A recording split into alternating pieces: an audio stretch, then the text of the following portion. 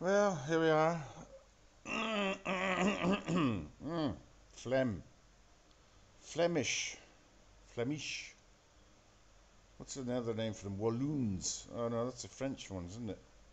The Flems are not French. The Walloons are French. French Flems. Francais la flamme. Flambe. Now, I'm watching something on the idiot box, the tube, the telly, called Mama. And it's some sort of cheesy fucking thing with some. It's a rip off of that Japanese thing of the.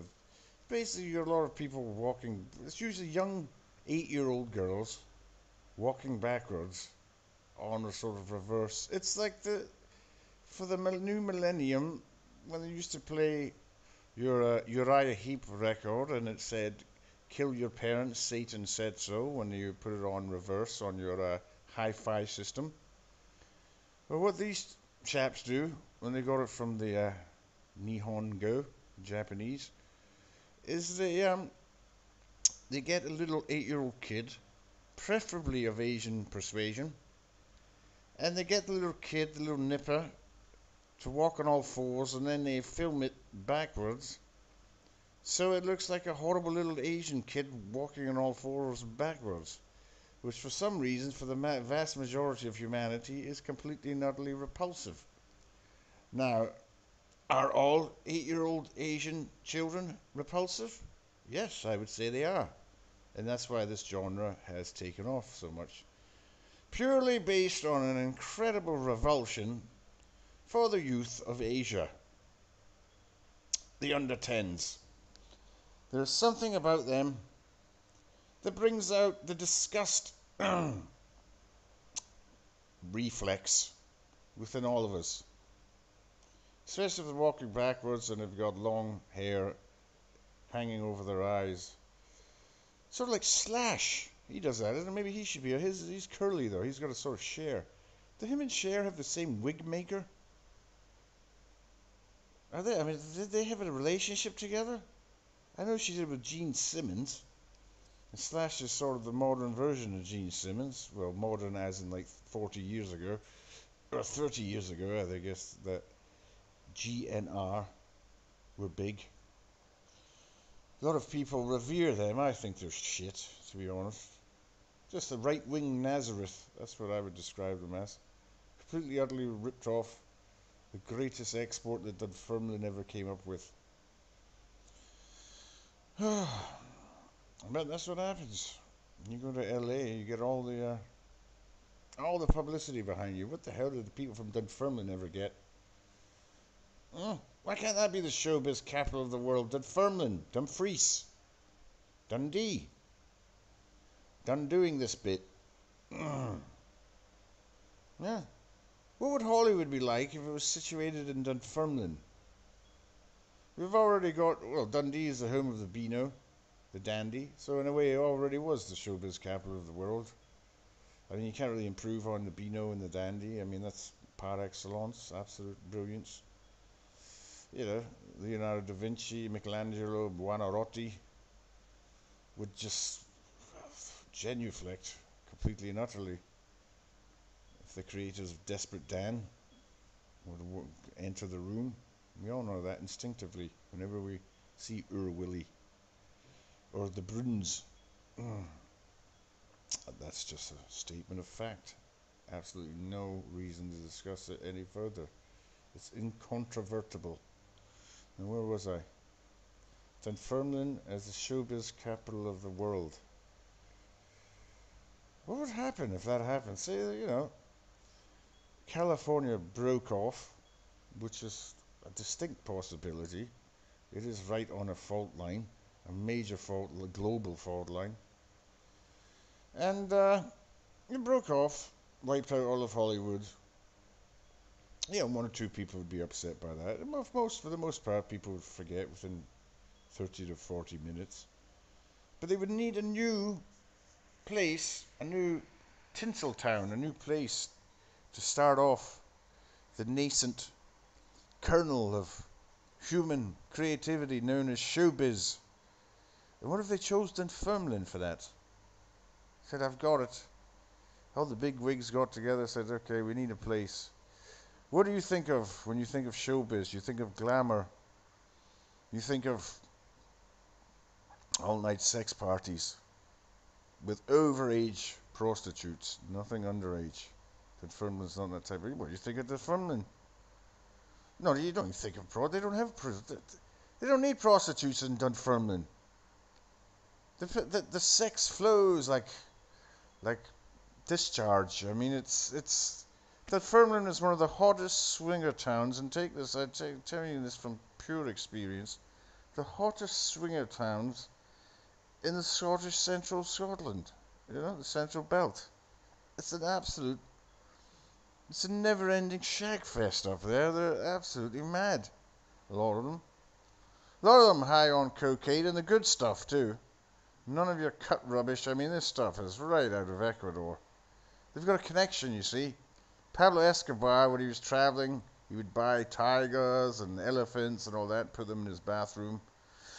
I think he bought Mike Tyson a tiger, or Tiger bought Mike Tyson, one or the other. But anyway, he had this incredible... He passed through Dunfermline once, picking up some baking soda. I think he needed to cut the stuff with. And he fell in love with the place. And he's been financing it. I mean, Escobar was worth in the hundreds of billions of American dollars. It's really quite extraordinary how much money. In fact, there is a contention that the entire financial system of planet Earth is based on drug money. Yeah. It's all that money squandered away in the Virgin Islands where everything else is rested on, That's the money that supports everything. Because it's unaccounted for, and there's vast amounts of it.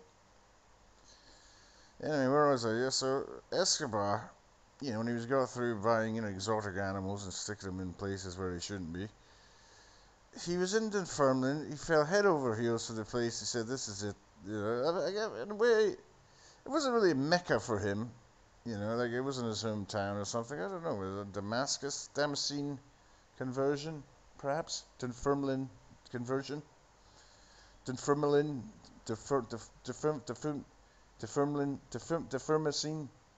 conversion.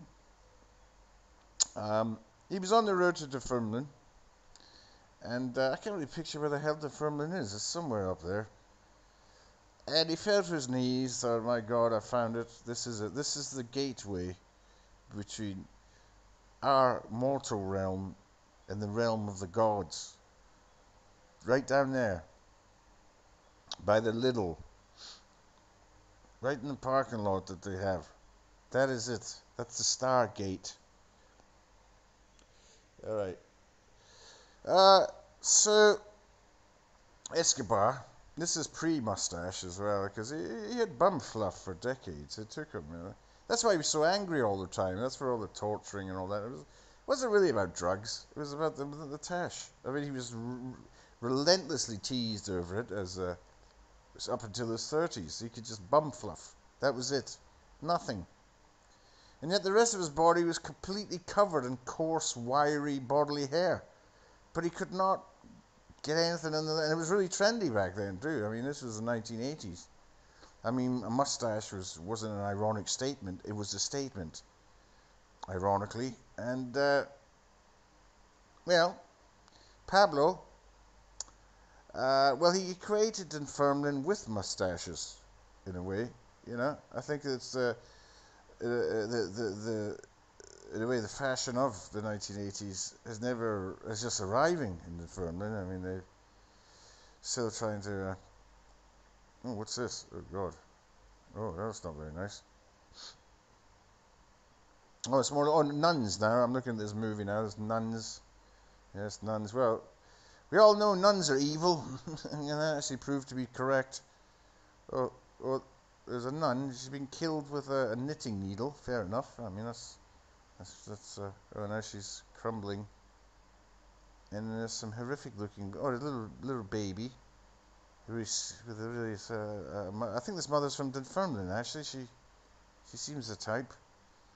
There's an every day down your local DSS, really, in Dunfermline. And now the priests are chasing her. And she's jumping off a cliff. She's turning back as the priests chase her. She's got a little babby. And she's either going to chuck the babby in to the, something wrong with this, she's jumped off.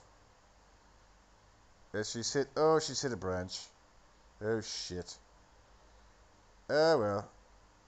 Well, that was fun.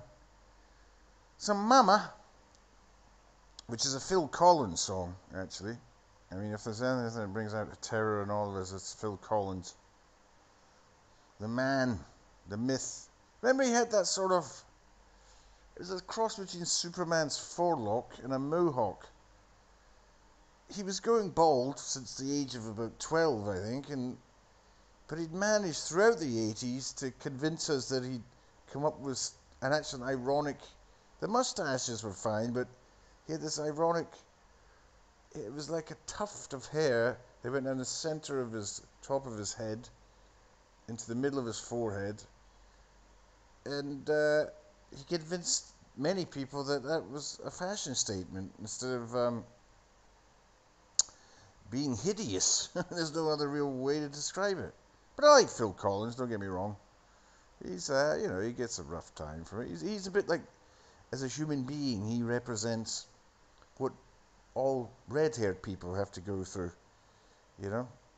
The entire human race has singled him out for persecution for some reason. I don't know why. He's quite a funny chap, and he's a fantastic drummer.